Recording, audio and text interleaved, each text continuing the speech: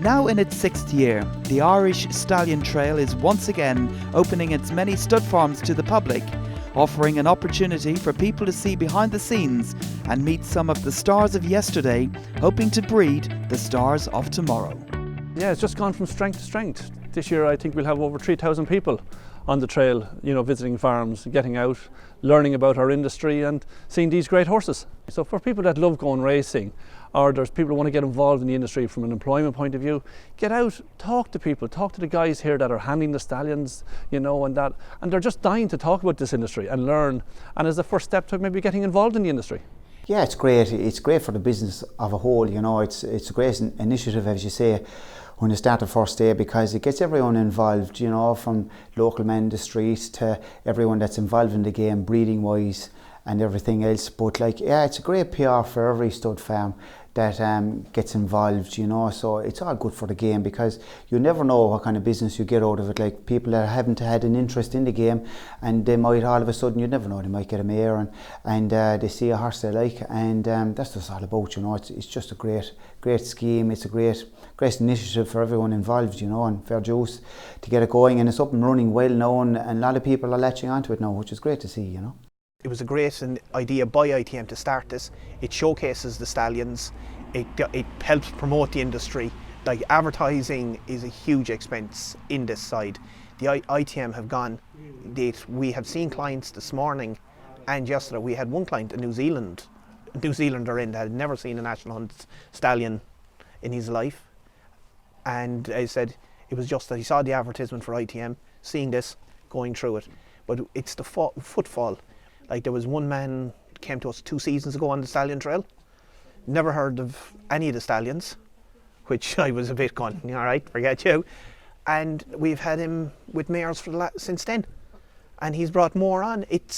And the same will probably be said for other studs.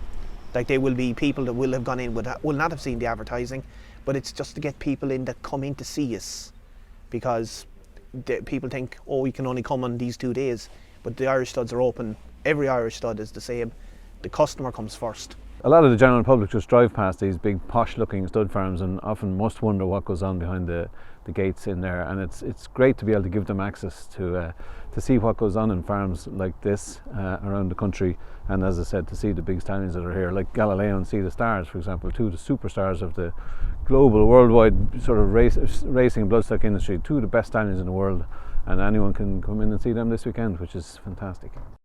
What I think is particularly good about it is we're getting so many racing enthusiasts that are not necessarily involved in the industry, but they love going racing, and they get an opportunity to come and see the stars of the past, where they got so much pleasure seeing them racing. And then I suppose with the flat horses, they tend to disappear quite quickly, and to come here to Gilltown and all the other farms around the country and see these horses that they saw racing, I think is really, really pleasurable for people. Get out and get to the farms and use it maybe as an introduction to the industry, and talk to the staff and talk about what goes on behind the scenes and the various roles that are involved in this industry. There's a huge array of different types of jobs that we have in the stud farm industry, in the racing industry, in the breeding industry, and use it as that first step to learn more, and then see what colleges are there and what other opportunities there are in this industry. We're in the breeding game, and we have race horses here as well. We're riding out, and the lads are preparing foals there for sales. So you need people for every angle of it. And then the other knock-on effect, for example, you have farriers that do a lot of business with people farrowing horses. You have dentists and so on and so forth, vets handling mares, and people involved. There's a knock-on effect to the game all the way down along, so everyone can involved from any angle of it, really, So from, say, doing stud work to riding out, to whatever aspect they'd like to do, So that's the great thing about this game. There's a lot of aspects of it that people can do. If something doesn't suit on one side, maybe another aspect of the game they can get involved in, So there's a broad spectrum in it, definitely. We have 2nd and 3rd generation workers here now, which is great, and they have a great affiliation with the place, and that's something you see in many of the farms around the country, and it's a wonderful industry. It's a wonderful industry to work in, and it's great to see people staying in it. It's a challenge at the moment. staff and the availability of staff is a challenge, but I think people should, it's a great way of life, and one that younger generations should think about getting involved in. Look, the one thing, and welfare is very, very important, and the one thing you'll always find with farmers and in general, the animal always comes first. And you see that when you visit these farms, how well these animals are treated, how well they're kept, how well they're fed, how well they're cared for. And that's what Irish people do. That's what horse people do, not only Irish, but it's a big thing in Ireland, and it's very, very important.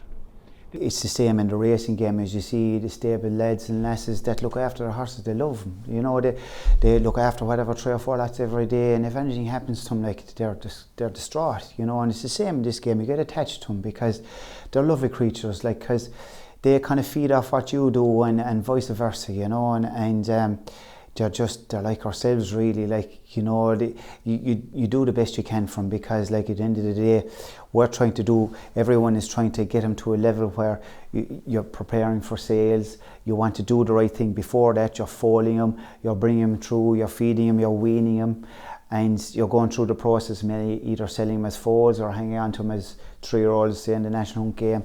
So yeah, everyone is trying to do their best for every animal, because they're looking at the end of the day, if you don't put it into them, you won't get it out of them. It's like anything. This game is all about the future prospect, and you're hoping you've hit the bullseye.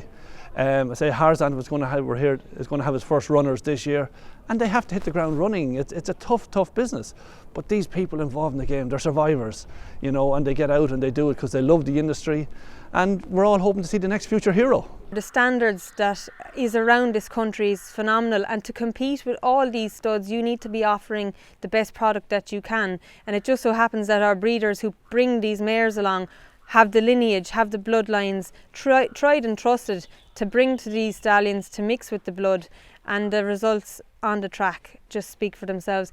Ireland is a small country, and as you say, we punch above our weight, but there's good reasons for that. We have the best people working with these horses, and we have the best minds to put it all together. This is about helping breeders get out, see their stallions, bringing in international breeders into Ireland, and having the farms open and accessible on a weekend. So far this morning I've met people from Germany and France and England on the trail.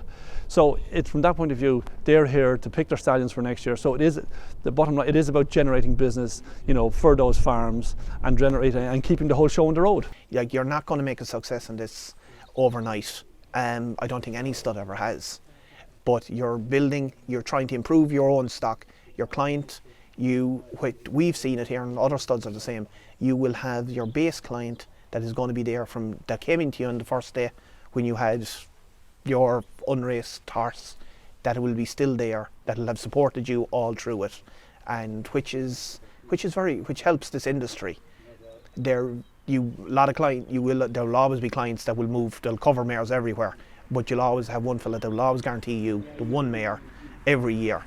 He mightn't his money mightn't change it, but you're always happy to see him coming through. Look, it makes my job very simple, really. Yes, we travel an awful lot around the world promoting the game. It's down to the people that are involved in the game in Ireland that make sure every year we create champions. So we're well known for it. It does make my job that easier. It does open doors for us in other industries as well, because they all can relate back to the importance of how good we are at the thoroughbred industry. And it's a joy to be involved in it. I love this game, because the people you meet and the great horses you get to see. Well, I keep telling all my mates that this is the centre of the bloodstock industry in Ireland, all those Curragh people. We've got Willie Mullins, who just across the village, Pat Fahey, my near neighbour as well.